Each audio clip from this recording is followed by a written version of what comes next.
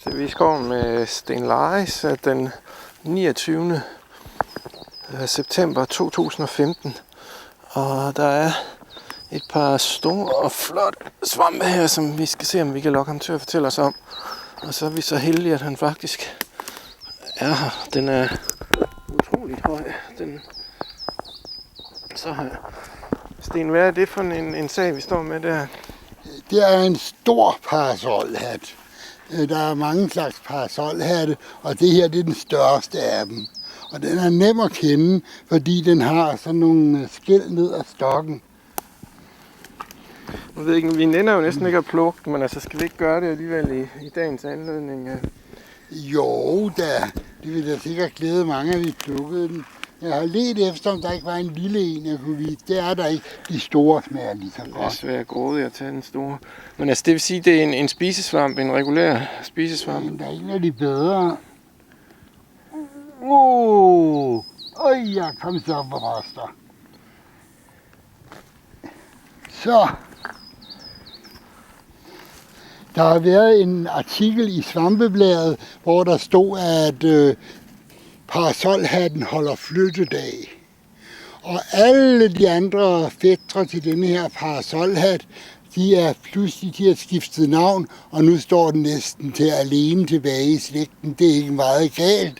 Denne her, den stod sammen med det, vi altid har kaldt parasolhatte. De hedder nu rabarberhatte, fordi de bliver rabarberrøde. Det gør denne her ikke. Den har sådan nogle sorte skæl på tværs af stokken, og det er den nem at kende på. Rabarberhatten, den bliver rabarberrød, og den smager også udmærket, men den her smager rigtig godt. Hvad er de specielle kendetegn, hvis man ikke er særlig kyndig, når man skal finde den, og ikke forveksle den med noget andet?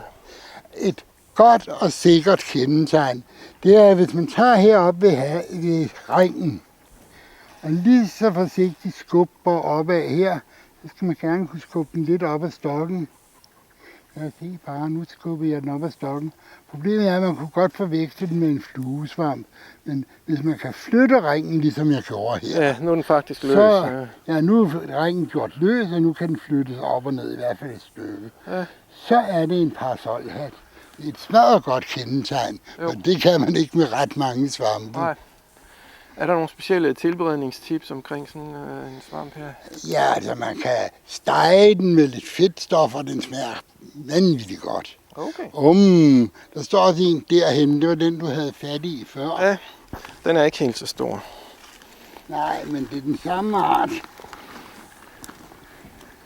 Og så man kan sige, den er 7 gange højere end mig, hvis jeg altså ligger ned og trækker maven til mig. Ja, hvad har den? En diameter på knap 15 cm, altså selve hatten. Ja. Altså det er en ordentlig bamse. Hvor almindelige er de?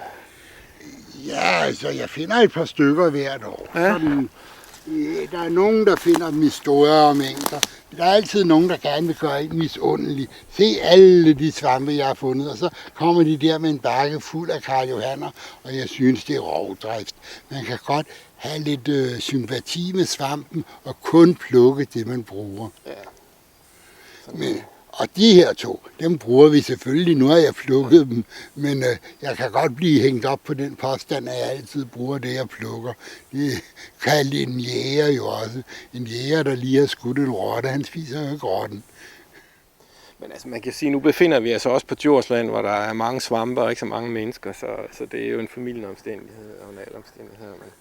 Men altså er der problemer med, ligesom med overjagt på svampe, efter din mening, i det her område? Ja, altså kantareller, det er et problem. Der er ikke kantareller nok til alle, og så skal man plukke kantarellerne, når de er store, og hvis man plukker dem, når de er små, så vil de næste tænke, vi må tage de små, for der er jo kun de små. Og så tager de bitte små, og så er der ingen, der får ret mange kantareller, hvor vi faktisk alle sammen kunne få en pæn høst.